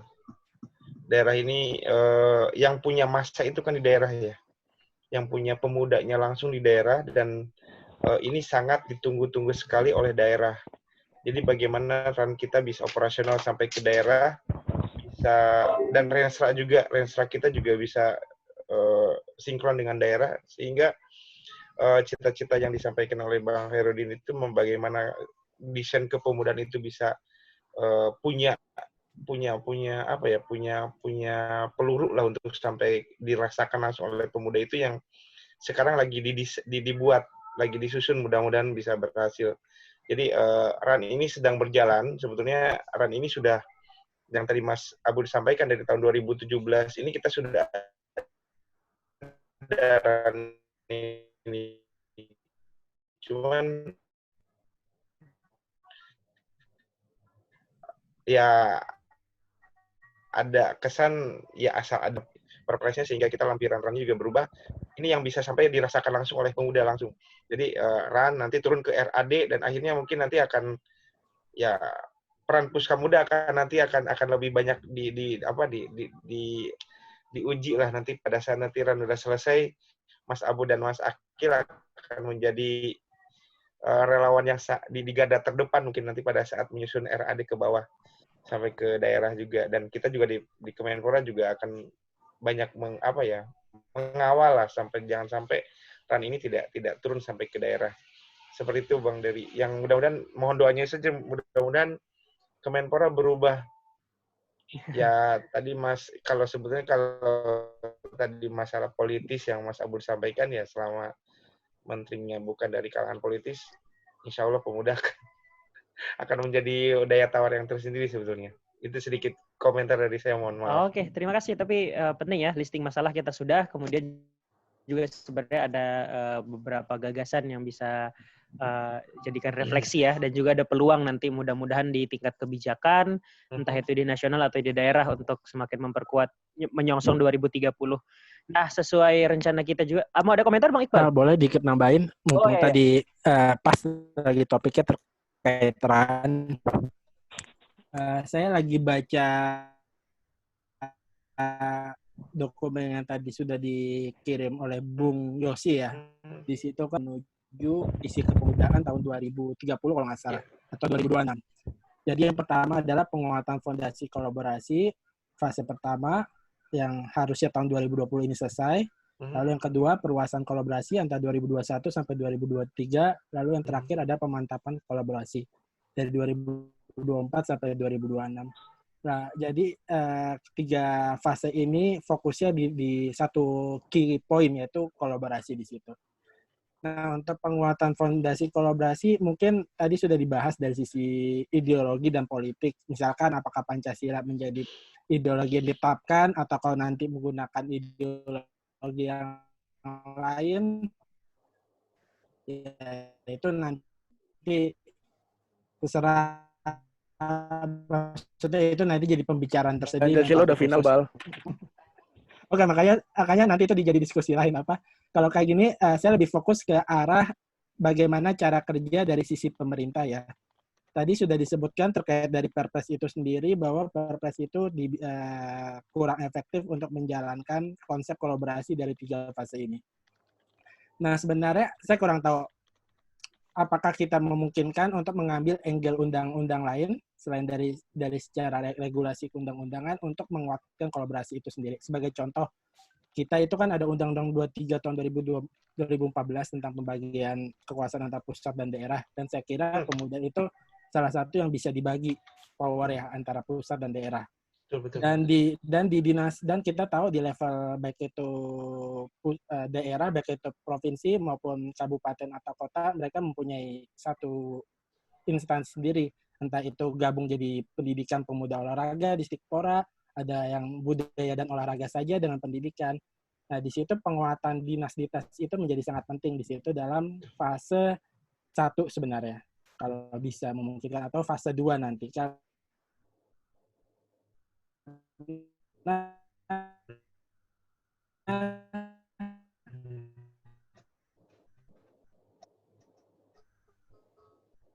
Karena seperti tadi Bung Yosi bilang, sebenarnya masanya di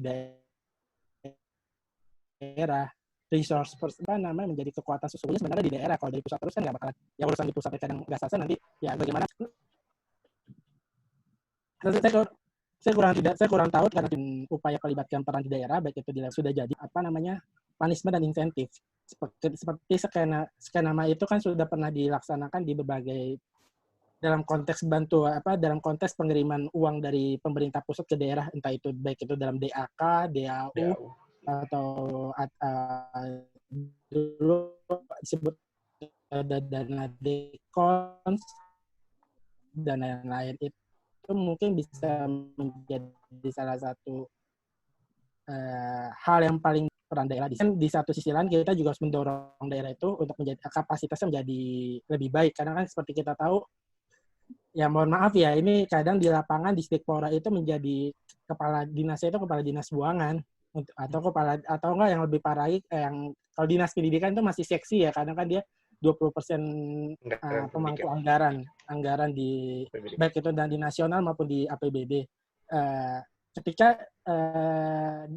pemuda dan olahraga menjadi dinas sendiri, kadang gabung sama budaya. Nah, mereka tuh anggarannya udah pepet-pepetan, terus nanti di musrembang provinsi daerah cuma kebagian dana di desa, kebagian dana sisa. Nah, itu bagaimana membuka peran dinas-dinas seperti itu menjadi pertanyaan penting sebenarnya yang perlu disorot dalam kapasitas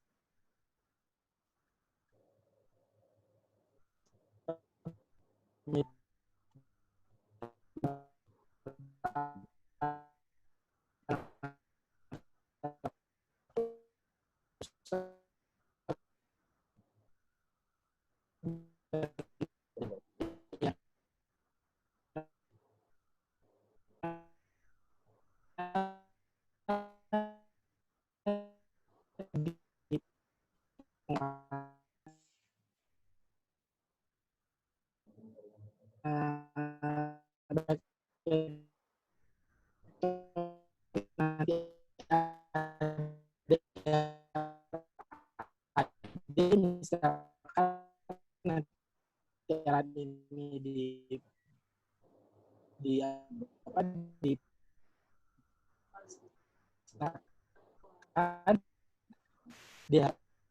ini ada nanti daerah jadi lebih gampang. Misalkan terkait urusan pemuda ketenaga kerja nanti kan ada di Snaker, lalu ada di Stikbud, dan nanti kan jadi bukan tinggal ngikutin pola di pusat aja sebenarnya.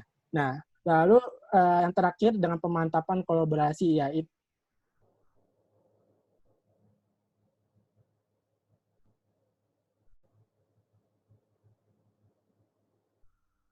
ya pemantap skenario besar dan menyiapkan untuk grand skenario selanjutnya. Kalau menurut saya, terima kasih Bang kalian lewat forum ini. Mudah-mudahan bisa dikembangkan. Tapi nanti nggak menutup kemungkinan juga ya, berdasarkan kesepakatan kawan-kawan kita bahas mengenai rencana aksi nasional kepemudaan. Mungkin nggak malam ini juga. Terima kasih banyak ya. Kalau di sesi selanjutnya kita bisa bahas dengan senang hati juga, kita bedah misalkan ran kepemudaan untuk tahun-tahun selanjutnya. Oke, untuk menutup karena sesuai rencana kita mungkin satu persatu ya dari kita yang bagi para pemuda mungkin yang nonton juga, terutama saat bisa dikaitkan sama sebagai yang junior nanti sampai ke yang senior ya. Gimana Bang? Temennya Akil baru masuk tuh. Kenapa? Temennya Akil. Dasril. Wah. Oh, Fiori Juwita. Selamat datang tapi di penutup ini. Iya, nggak apa-apa, saya nonton dulu aja biar paham. Oke, lanjut, Der. Ya, kita langsung ke pesan-pesan loh, Mas. Oke, nggak apa-apa, ya lanjut. Oh, ya nggak apa-apa ya, nanti Mbak Fiori juga bisa menyampaikan. Jadi pesan untuk yang nonton, terutama bagi para pemuda ya, terutama saat situasi isolasi saat ini. Jadi misalkan kalau dari gue sendiri sebagai pemuda, tetap produktif sambil tetap jaga kesehatan mental. Caranya gimana? Forum-forum kayak gini buat tetap terhubung sama jejaring kalian itu penting juga. Berimprovisasi, bisa lewat online, bisa cari pekerjaan, bisa diskusi, kemudian bisa buat karya. Semuanya sekarang lebih mudah karena akses teknologi. Bagi yang ini ya, bagi yang di kota-kota terutama. Jadi pemuda tuh butuh struktur, butuh rutinitas.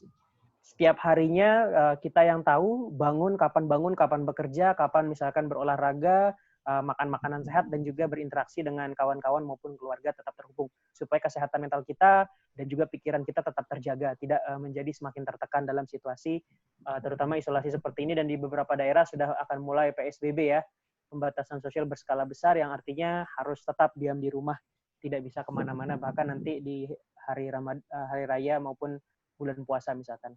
Saya lanjut ya, kalau di layar di sini, ini bukan berdasarkan senioritas ya Mas Sabut ya. Mungkin Muhammad Iqbal yang Gaya Sutrisno, silakan. Ya, jadi apa nih, ngerangkum aja apa gimana, Der? Enggak, pesan di akhir. Untuk para pemuda, terutama di situasi isolasi kayak gini, bisa dihubungkan juga sama pendapat yang tadi ya. Ya, menurut saya sih di saat-saat kayak gini sih, saatnya kita membangun integritas sosial lah, di mana integrasi sosial di mana ya kita mau berharap pada apa lagi ya sekarang.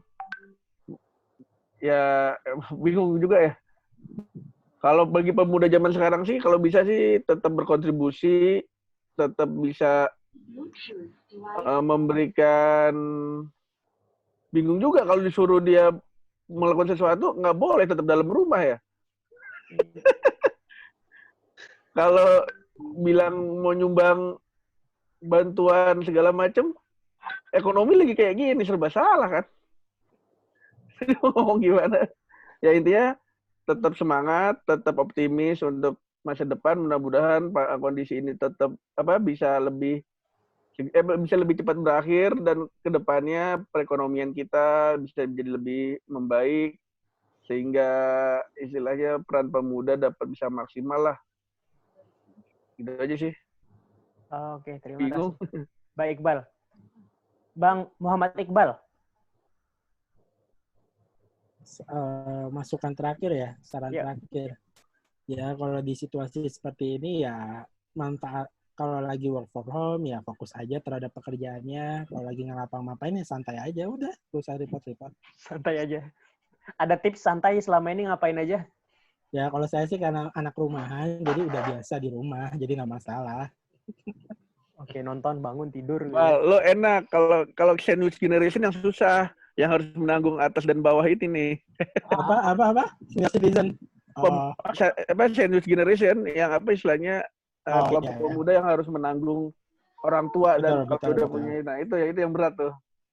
Jadi pesan itu sebenarnya lebih cocok untuk kelompok yang bisa santai. Nah, kelompok yang tidak santai, kelompok yang tidak santai itu adalah tugas yang kelompok yang santai untuk memikirkan itu sebenarnya. Oke, jadi pesannya tidak universal ya. Kepada anak muda yang bisa santai. Thank you. Geser ke Bang Akil kali ya. Bang Akil. Kalau dari saya mungkin ini ya, pertama saya yakin bahwa tidak ada nanti tidak bisa diselesaikan begitu. Pasti semua bisa, kita mampu lah untuk melalui semua ini. Ini yang pertama ya. Sebenarnya kita perlu ini sih, tetap perlu. Jadi gini, momen ini sebenarnya untuk saya pribadi ini jadi momen saya untuk mengenali diri saya lebih dalam lagi begitu ya. Dalam arti saya mencoba lebih mengenali diri saya lebih dalam lagi. Dengan seperti itu saya mampu bisa lebih mengenali area of control saya gitu ya. Nah, ketika sudah kenal area of control saya berusaha untuk mencoba untuk memperluas area of control saya ini sedikit demi sedikit, walaupun terbatas ya. Kita sama-sama tahu kondisinya di luar lagi nggak bagus banget gitu. Tapi walaupun begitu tetap bisa kita upayakan karena memang salah satu blessing dari wabah ini adalah teknologi sangat digunakan secara masif banget. Oleh karenanya tadi yang disampaikan oleh Mas Dari benar banget. Saatnya di rumah ini, saatnya kita untuk improve diri, saatnya kita untuk memperkaya diri, meningkatkan kapasitas. Karena saya yakin hari-hari ini setiap hari pasti ada webinar, pasti ada talk show online, pasti ada kelas online dan segala macam. Nah, tinggal bagaimana kita aja milih satu dari semua itu setiap hari gitu ya untuk bisa ininya walaupun terbatas, saya yakin semuanya pasti akan berlalu.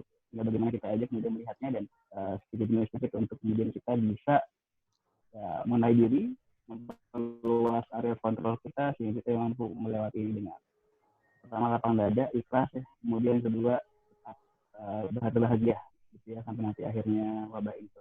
Itu aja, terima kasih. Terima kasih, tetap cari peluang ya dalam kesempitan ini. Mbak Fiori, bisa kasih ya. Kedengeran nggak? Kedengeran. Ya kalau misalnya dari saya pribadi sih mungkin kayak pesan-pesannya kalau yang tadi kan dirangkum ya produktif dan lain-lain. Tapi mungkin ada satu hal yang kayak saya masih lihat beberapa teman saya karena memang rata-rata anak yang suka jalan ya. masih pada nggak bisa gitu buat stay at home, jadi kayak masih nyuri-nyuri waktu buat keluar, alasan kemana kayak gitu.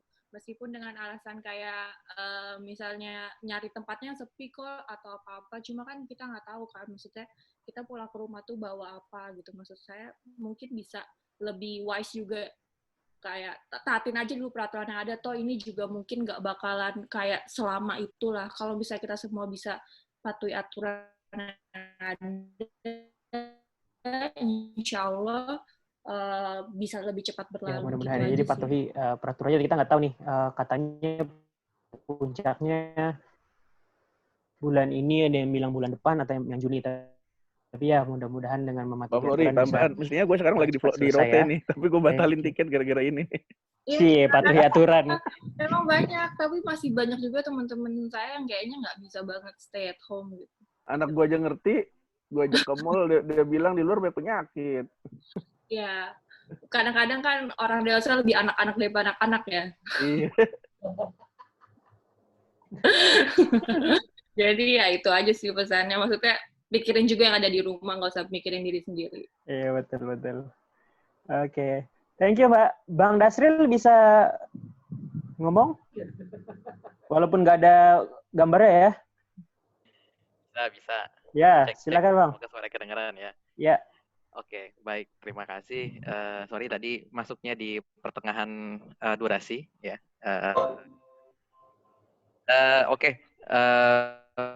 Kalau buat saya, buat siapapun itu, baik pemuda maupun semua yang concern terhadap pemuda, ya intinya sih ya, kita dimanapun itu, apapun profesi kita, apapun status kita, tetap berkarya.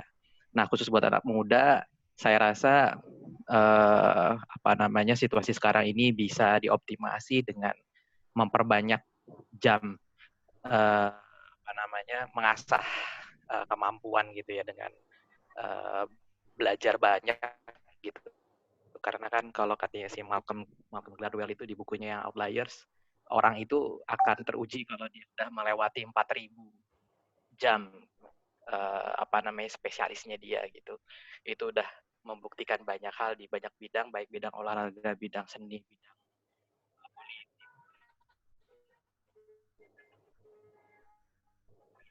4.000 jam adalah ukuran untuk bisa Suaranya mengecil, Bang. Dan ini bisa menjadi kesempatan kita untuk menambah 4.000 jam kita supaya kita bisa nanti lebih menjadi kompetensi yang lebih spesifik untuk bisa berkontribusi buat bangsa. Itu aja mungkin dari saya. Oke, terima kasih Bang Dasril. 4.000 jam untuk mengasah skill. Mudah-mudahan podcastnya 4.000 jam juga ya. Ini kita baru 3 jam, 4 jam setelah 2 episode. Terima kasih masih Bang Dasril. Panjang. Masih 3.998 jam lagi ya. Sampai kita mantap. Oke, saya serahkan ini. Bisa. Gimana? Kalau bisa 4.000 viewer. 4.000 viewer ya. Kalau bisa nanti bikin akun sendiri terus like sendiri tuh. Lihat-lihat terus. Mau Bang Abud atau Bang Yosi? Silakan. Karena takut disebut paling senior, saya dulu boleh ya? Oh iya. Ya. Lanjut. Buat saya mungkin pemuda Indonesia tetap melanjutkan kehidupannya dengan lebih baik mungkin ya. Bagi kaum rebahan, lanjutkan rebahannya. Bagi kaum yang terus bergerak. Tapi yang pasti ikut anjuran pemerintah, stay at home, isi dengan waktu yang lebih berkualitas lah. Tadi Bang Akil menyebut banyak, sekarang mungkin banyak podcast, webinar, e-learning, e-training, mungkin ini juga yang akan segera, kalau nanti mungkin persetujuannya segera selesai, Kemenpora juga akan banyak juga program mengalihkan ke program yang seperti ini. Mudah-mudahan tidak kehabisan waktu lah. Mudah-mudahan masih ada sisa-sisa yang untuk kita bisa kerjakan bersama-sama dengan pemuda Indonesia yang sekarang masih harus berkiprah di rumah gitu kan. Ya, saya lebih suka menyitir Gubernur DKI yang menyebutkan bahwa kalau memang waktunya bela negara, saatnya bela negara sekarang dari rumah.